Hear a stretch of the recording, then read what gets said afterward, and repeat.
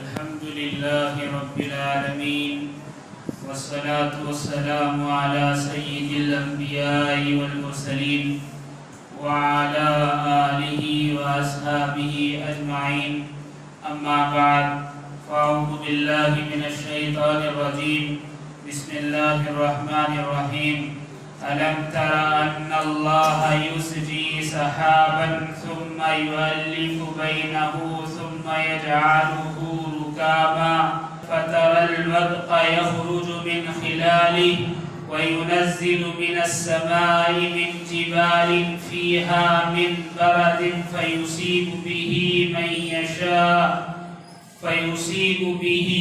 يشاء ويصرفه عن من يشاء يكاد سنا برقه يذهب بالأبصار صدق اللہ العلی العظیم۔ محترم حضرات، میں نے آپ کے سامنے سورہ نور کی ایک آیت پڑھی ہے جس میں اللہ رب العزت فرما رہے ہیں، کیا تو نے نہیں دیکھا کہ اللہ نرم نرم بادل کو چلاتا ہے، پھر انہیں آپس میں ملاتا ہے، پھر انہیں تہ بتہ کر دیتا ہے، تو بارش کو اس کے اندر سے نکلتے ہوئے دیکھتا ہے، اور وہ بادل سے جو پہاڑ کی طرح ہیں اولے برساتا ہے، پھر وہ جس پر چاہتا ہے انہیں برساتا ہے، اور جن سے چاہتا ہے ان سے ہٹا لیتا ہے، قریب ہے کہ اس کی بجلی آنکھوں کی روشنی لے جائے۔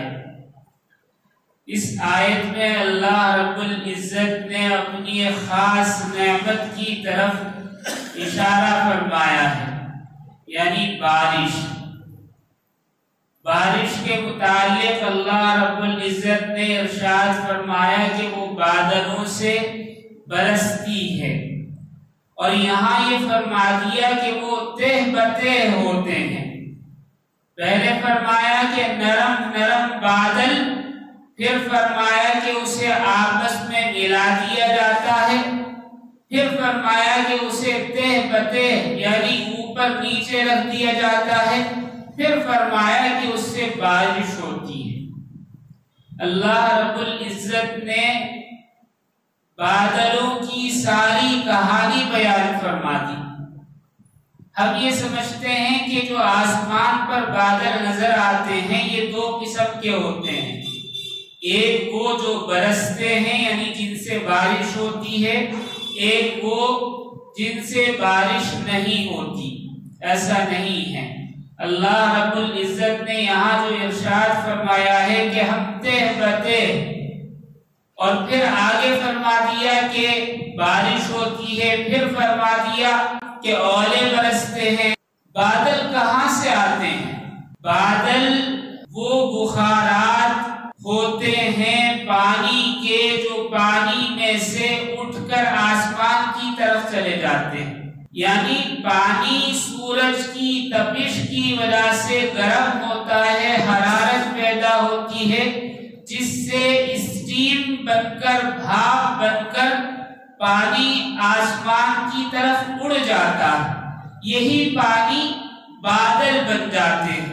قرآن نے جو کہا نرم نرم بادل، اس سے مراد یہ ہے کہ وہ بھاپ بالکل نرم ہوتی ہے، اس کا کوئی وجود نہیں ہوتا، لیکن جب یہ آسمان کی طرف اٹھتے ہیں اور ٹھنڈی ہواؤں سے ان کا ٹکراؤ ہوتا ہے تو یہ جمنے لگتے ہیں، یعنی بادل بن جاتے ہیں، دکھائی دینے لگتے ہیں۔ پھر ان کی قسمیں ہوتی ہیں۔ آج سائنس جو بتا رہی ہے وہ یہ ہے کہ بادلوں کی 9 قسمیں ہوتی ہیں۔ ایک قسم وہ ہوتی ہے کہ جب بادل فضا میں ہوا میں بہت اوپر چلے جاتے ہیں تو وہ ٹھنڈ کی وجہ سے جم جاتے ہیں۔ یہ بادل بہت اوپر ہوتے ہیں، بہت ہی زیادہ اوپر ہوتے ہیں، زمین سے تو دکھائی نہیں دیتے، تو یہ بادل جب جم جاتے ہیں تو اس سے برف باری ہوتی ہے، یعنی اولے پڑتے ہیں۔ ایک اور بادل ہوتے ہیں جو ہوتے تو ہیں اونچے، لیکن بالکل سفید ہوتے ہیں، لیکن وہ بالکل اوپر نہیں ہوتے، ان برفانی بادلوں سے تھوڑا سے نیچے ہوتے ہیں۔ لیکن یہ بادل گرمیوں میں نظر آتے ہیں، یہ برستے نہیں ہیں۔ لیکن ایک اور تیسری قسم ہوتی ہے، یہی بادل جو بڑے بڑے سفید سفید دکھائی دیتے ہیں، جب ان میں پانی آ جاتا ہے تو پھر یہ برستے بھی ہیں۔ ایک اور بادل کی قسم ہے کہ وہ بادل منتشر رہتے ہیں، یعنی بکھرے ہوئے رہتے ہیں، اور ایسا لگتا ہے جیسے کہ دھواں ہو، لیکن یہ بادل زمین کے قریب ہوتے ہیں، اور جب یہ برستے ہیں تو رم جھم کی کیفیت ہوتی ہے، مسلسل تیز بارش ان بادلوں سے نہیں ہوتی، بلکہ ہلکی ہلکی بوندا باندی ہوتی ہے۔ ایک اور قسم ہے بادلوں کی کہ وہ بادل گرے کلر کے ہوتے ہیں، تھوڑا سا ڈارک رنگ ہوتا ہے ان کا، اور بہت بڑے بڑے ہوتے ہیں، اور جب وہ اٹھتے ہیں تو زمین سے آسمان کی اونچائی تک نظر آتے ہیں۔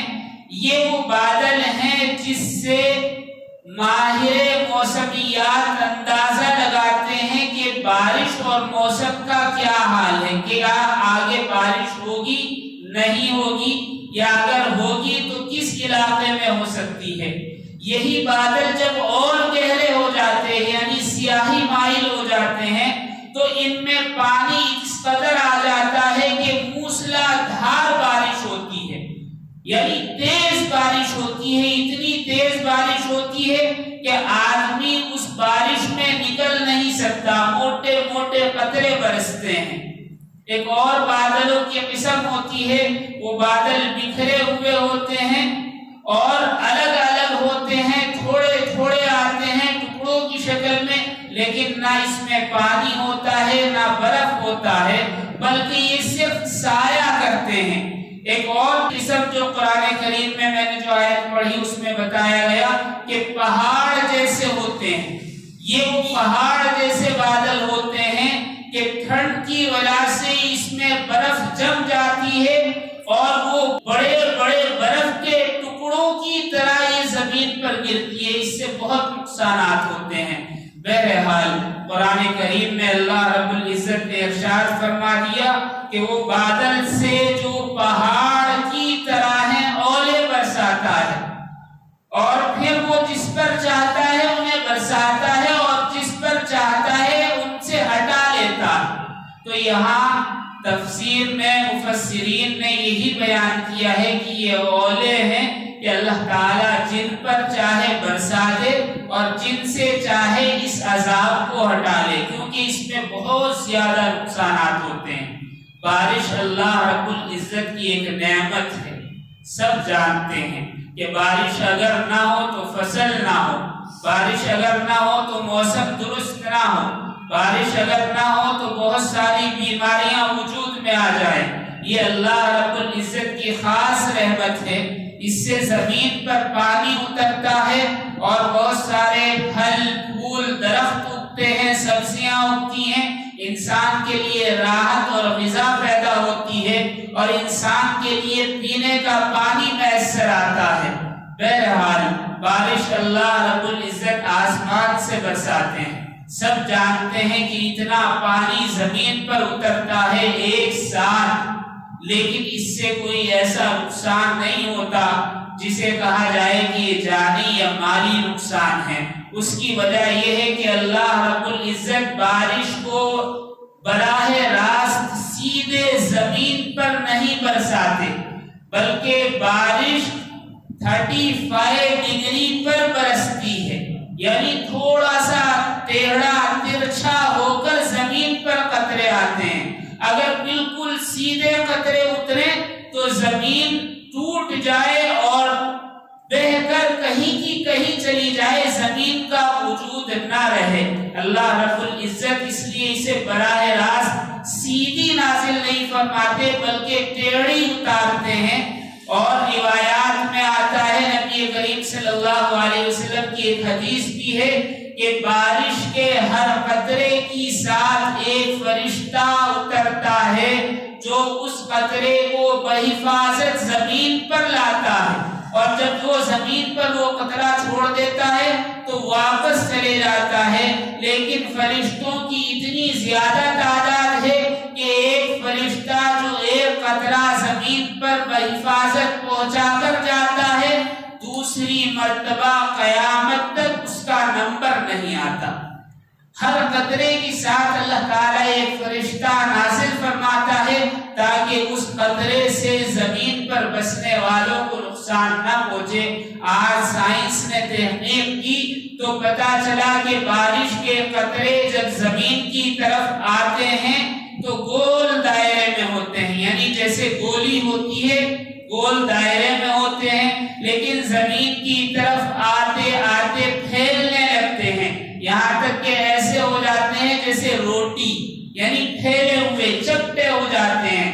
اور جب یہ چپٹے ہو جاتے ہیں تو زمین کی طرف ان کی رفتار کم ہو جاتی ہے، جیسے ایک آدمی پیراشوٹ کے ذریعے زمین پر اترتا ہے آہستہ سے اور اسے چوٹ نہیں آتی اور بہت آہستہ سے گرتا ہے، اسی طرح یہ قطرے چپٹے ہونے کی وجہ سے ان کی رفتار کم ہو جاتی ہے، یہاں تک کہ جب زمین کے بالکل قریب پہنچتے ہیں تو ان سے کوئی چوٹ نہیں لگتی۔ اللہ رب العزت کی یہ کرشمہ سازی ہے۔ بہرحال اللہ رب العزت نے یہ جو قطرے بنائے ہیں بارش کے، یہ ایسے ہی وجود میں نہیں آتے، بلکہ ہر قطرہ نمک کا ایک چھوٹا سا ذرہ ہوتا ہے جس کے گرد پانی کے چھینٹے جمع ہو جاتے ہیں، تب یہ قطرہ بنتا ہے۔ ایک اور چیز وہ یہ کہ پانی جو ہے دو چیزوں کا مرکب ہے، ایک مالیکیول اور دوسرا ہائیڈروجن، دو چیزیں مل کر پانی بنتا ہے۔ مالیکیول میں دو حصے ہوتے ہیں اور ہائیڈروجن کا ایک حصہ ہوتا ہے تو پانی بنتا ہے۔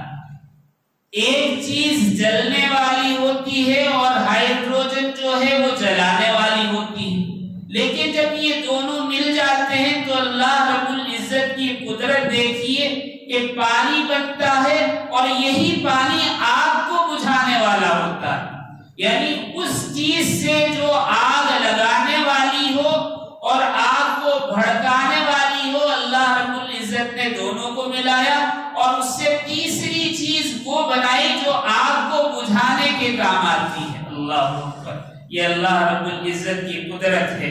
بہرحال آگے اللہ رب العزت نے ارشاد فرما دیا، یکاد سنا برقہ یذہب بالابصار، قریب ہے کہ اس کی بجلی آنکھوں کی روشنی لے جائے، یعنی جو بجلی کڑکتی ہے چمکتی ہے وہ اس کی طاقت بیان کی جا رہی ہے کہ یہ ایسی بجلی ہے کہ اتنی خطرناک اور اتنی طاقتور ہے کہ اندازہ یہ ہے کہ شاید یہ آنکھوں کی روشنی ختم کر دے، اتنی زیادہ اس میں چمک اور طاقت ہوتی ہے۔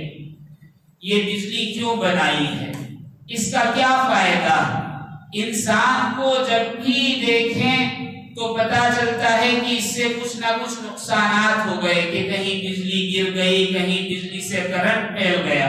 دراصل بادلوں کی دو قسم ہوتی ہیں، ایک منفی اور ایک مثبت، یعنی مائنس اور پلس۔ جب یہ دونوں قریب قریب آتے ہیں، ملتے نہیں ہیں، اگر مل جائیں تو پتہ نہیں کیا ہو، جب یہ قریب آتے ہیں تو بجلی پیدا ہوتی ہے۔ اور یہی بادل جو مثبت رہتے ہیں، یعنی پلس والے بادل جب زمین کے قریب ہوتے ہیں تو زمین کا وہ حصہ جو ابھرا ہوا ہو، اونچا ہو، اس سے اور ان بادلوں کے درمیان ایک بجلی پیدا ہوتی ہے، جسے ہم کہتے ہیں کہ بادلوں کے ذریعے زمین پر بجلی گری ہے۔ یہ بہت طاقتور ہوتی ہے، کتنی طاقتور ہے کہہ نہیں سکتے، لیکن سائنسداں یہ کہتے ہیں کہ بادلوں میں جتنی طاقتور بجلی ہوتی ہے، زمین پر آتے آتے اس کا 1000واں حصہ بھی نہیں رہتا، اس کے باوجود جب وہ زمین پر گرتی ہے تو اس کی طاقت 1,00,000 میگا واٹ سے زیادہ ہوتی ہے۔ اللہ اکبر۔ اور زمین پر گر کر اٹھتی ہے، یعنی اوپر سے ایک لوہے کا سا ٹکڑا آتا ہے جو زمین سے ٹچ ہوتا ہے اور واپس جاتا ہے، یہ گرنا اور اٹھنا صرف 1 سیکنڈ کے 10ویں حصے میں ہو جاتا ہے۔ صرف اتنے سے وقت میں وہ زمین پر آتی ہے اور اٹھ کر چلی جاتی ہے، اور اگر وہ کسی عمارت پر گر جائے، کسی چیز پر گر جائے تو وہ جل کر راکھ ہو جاتا ہے 1 سیکنڈ کے 10ویں حصے میں۔ ظاہر سی بات ہے کہ یہ انسان سمجھتا ہے کہ اس سے نقصان ہے، حالانکہ بجلی سے نقصان نہیں ہے۔ اللہ رب العزت اس سے انسان کا فائدہ چاہتے ہیں، جس کی وجہ سے اس بجلی کو اللہ رب العزت نے پیدا فرمایا۔ اس کا فائدہ یہ ہے کہ جب بارش ہوتی ہے اور پانی کے قطرے زمین کی طرف آتے ہیں تو آکسیجن زیادہ تیار ہوتی ہے۔ آپ نے دیکھا ہوگا کہ بارش میں ہوا تیز ہو جاتی ہے۔ جب ہوا تیز ہو جاتی ہے تو اس کا ایک نقصان یہ ہوتا ہے کہ وہ بادل جو برس رہے ہیں اس ہوا کی وجہ سے کہیں اور چلے جاتے ہیں، یعنی ہوا ان کو بہا کر کہیں اور لے جاتی ہے، تو مقصد حل نہیں ہوتا بلکہ خراب ہو جاتا ہے کہ جہاں بارش ہونی ہے وہاں بارش نہیں ہو پاتی۔ تو یہ بجلی کی کڑک اس آکسیجن کو ختم کر دیتی ہے، یعنی جو ایکسٹرا آکسیجن وجود میں آتی ہے، پیدا ہوتی ہے، یہ بجلی اسے ختم کر دیتی ہے۔ دوسرا فائدہ یہ ہے کہ پانی کے قطرے باریک باریک اور بجلی کے ٹکراؤ سے کاربونک ایسڈ تیار ہوتا ہے، جس کی وجہ سے بارش کے قطروں کی وجہ سے زمین پر بے شمار کھاد گرتا ہے۔ کھاد جو کھیتوں میں فصل اگانے کے لیے ڈالا جاتا ہے، وہ اگر انسان جو کھیت میں کھاد ڈالتا ہے وہ بنا کر ڈالے اور بارش کا کھاد نہ میسر ہو تو فصل 10% بھی نہیں ہوگی، یعنی 90% سے زیادہ فصل اللہ رب العزت کی اس کھاد کی وجہ سے ہوتی ہے جو بارش کے قطروں اور بجلی کی چمک سے پیدا ہوتی ہے۔ محققین اور ریسرچر سائنسداں کہتے ہیں کہ ہر سال کئی سو ہزار لاکھ ٹن کھاد تیار ہوتی ہے، بے شمار، یعنی ان گنت، اس کا اندازہ نہیں لگا سکتے کہ کتنی کھاد تیار ہوتی ہے۔ یہی وجہ ہے کہ جیسے ہی بارش ہوتی ہے اور بجلی چمکتی ہے 2 دن میں فصل زیادہ اچھی ہو جاتی ہے۔ اس کا ایک تیسرا فائدہ بھی ہے، وہ یہ کہ بیکٹیریا جو پیدا ہوتے ہیں وہ ختم ہو جاتے ہیں اس بجلی کی کڑک اور بارش کے قطروں کے ملنے کی وجہ سے۔ یہی وجہ ہے کہ پرانے زمانے سے آج تک بارش کے پانی کو زخم دھونے کے لیے اور بیکٹیریا کو صاف کرنے کے لیے استعمال کیا جاتا ہے۔ بہت سارے فصل میں کیڑے لگنے والے ہوتے ہیں، وہ کیڑے ختم ہو جاتے ہیں، وجود میں آنے سے پہلے ختم ہو جاتے ہیں تاکہ فصل کو نقصان نہ پہنچے، اور اس کے بہت سارے فوائد ہیں۔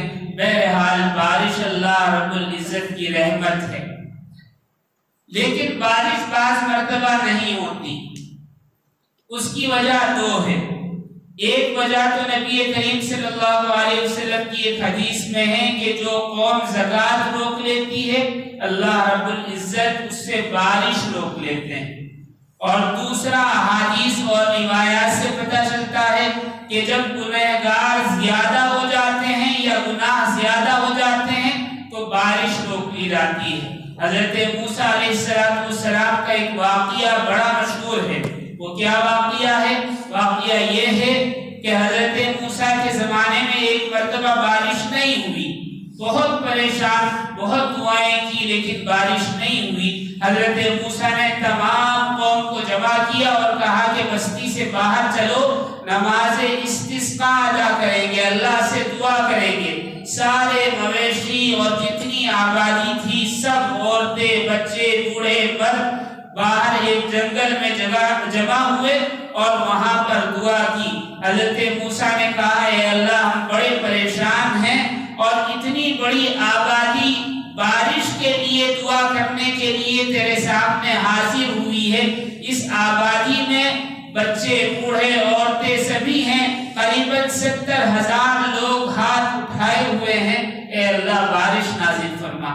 وہی آئی کہ موسیٰ ان 70,000 لوگوں میں ایک آدمی 40 سال سے ہماری نافرمانی کر رہا ہے اور گناہ کر رہا ہے، اس نے توبہ استغفار نہیں کی، اس آدمی کو اپنے درمیان سے نکال دو تو میں بارش نازل کروں گا، اس کی وجہ سے میں بارش نازل نہیں کر رہا۔ حضرت موسیٰ نے کہا اے اللہ اتنے لوگوں میں سے کون ہے اور اسے میری بات سنائی دے گی یا نہیں، میں اسے پکاروں گا تو وہ نکلے گا یا نہیں؟ تو اللہ نے کہا کہ تم پکارو، آواز پہنچانا ہمارا کام ہے۔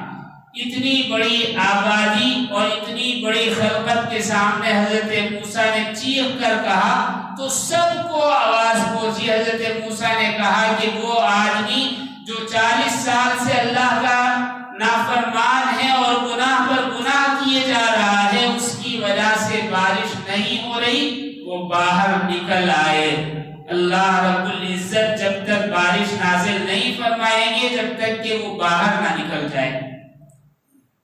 ایک آدمی تھا، اس نے اپنے دائیں بائیں دیکھا کہ کوئی بھی آدمی آگے نہیں جا رہا ہے تو سمجھ گیا کہ میں ہی ہوں، کیونکہ 40 سال سے میں اللہ کی نافرمانی میں مبتلا ہوں۔ تو اس نے فوراً اپنے چہرے پر کپڑا لپیٹ لیا اور دل ہی دل میں دعا کی کہ اے اللہ اتنا عرصہ گزر گیا میں گناہ پر گناہ کرتا رہا ہے کہ میں سب کے سامنے نکل آؤں، یعنی 40 سال سے تو نے مجھے چھپایا، میں گناہ کرتا رہا لیکن تو نے میری پردہ پوشی کی۔ آج جب میں توبہ کے لیے تیرے آگے آیا ہوں، تیرے آگے ہاتھ پھیلانے کے لیے کھڑا ہوا ہوں تو تو مجھے ظاہر کر رہا ہے۔ اچانک بارش شروع ہو گئی۔ حضرت موسیٰ نے کہا اے اللہ یہ کیا ماجرا ہے؟ ابھی تو آپ نے کہا کہ یہاں ایسا آدمی ہے جس کے گناہوں کی وجہ سے بارش نہیں ہو سکتی، اور ابھی وہ نکلا بھی نہیں اور آپ نے بارش نازل فرما دی۔ تو اللہ رب العزت نے ارشاد فرمایا اس آدمی نے توبہ کر لی اور مجھ سے گناہوں کی معافی مانگی، تو جب میں نے اسے 40 سال میں ظاہر نہیں کیا تو آج کیسے اس کا پردہ فاش کر دوں کہ لوگوں کے سامنے لے آؤں کہ یہ وہی نافرمان تھا، میں نے اسے معاف کر دیا اور چھپا دیا۔ معلوم ہوا اللہ رب العزت گناہوں کو معاف کر دیتے ہیں۔ بارش اللہ رب العزت کی خاص رحمت ہے۔ اس پر ایک لطیفہ یاد آ گیا، سنا دوں بات ختم کرتا ہوں۔ بہت پہلے سے مشہور ہے، پتہ نہیں سچ ہے یا جھوٹ ہے۔ ایک صدر صاحب تھے، مسجد کے امام صاحب کی تنخواہ نہیں دیتے تھے وقت پر، بہت پریشان۔ امام صاحب نے دیکھا کہ صدر صاحب بارش میں چلے جا رہے ہیں، چھتری لگا کر پائیں سے اوپر چڑھا رکھے ہیں اور چلے جا رہے ہیں۔ پوچھا صدر صاحب کہاں جا رہے ہیں؟ کہ بازار جا رہا ہوں۔ کہا کہ یہ چھتری کے بارش ہو رہی ہے۔ امام صاحب نے کہا کہ آج یہ مجھے ابھی تک پریشان کرتا آیا تھا، اب میں اسے پریشان کروں گا۔ کیسے؟ امام صاحب نے کہا کہ حاجی صاحب آپ اللہ کی رحمت سے بھاگ رہے ہیں، یہ اللہ کی رحمت ہے، آپ چھتری لگا کر پائیں سے چڑھا کر جا رہے ہیں۔ تو انہوں نے کہا کہ ہاں آپ صحیح کہہ رہے ہیں، چھتری ہٹا دی، پائیں سے نیچے کر دی اور بھیگتے ہوئے چلے گئے۔ اگلے دن اتفاق سے امام صاحب کو دیکھ لیا کہ بارش سے بچتے بچاتے دیوار کے سائے سائے میں چلے جا رہے ہیں۔ تو امام صاحب کو صدر صاحب نے کہا کہ امام صاحب بارش اللہ کی رحمت، آپ بچ رہے ہیں؟ کہا کہ ہاں اللہ ہی کی رحمت ہے، اس لیے بچ رہا ہوں کہ کہیں پیروں کے نیچے نہ آ جائے۔ بہرحال یہ ایک لطیفہ تھا۔ اللہ کی رحمت بارش اور یہ بجلی ہے، اگر نہ ہو تو انسان مشکلات میں مبتلا ہو جائے۔ اللہ رب العزت اپنا فضل و کرم، اپنی نعمتیں ہم پر دراز فرمائے اور قدردانی کی توفیق عطا فرمائے۔ وآخر دعوانا ان الحمدللہ۔ للہ رب العالمین۔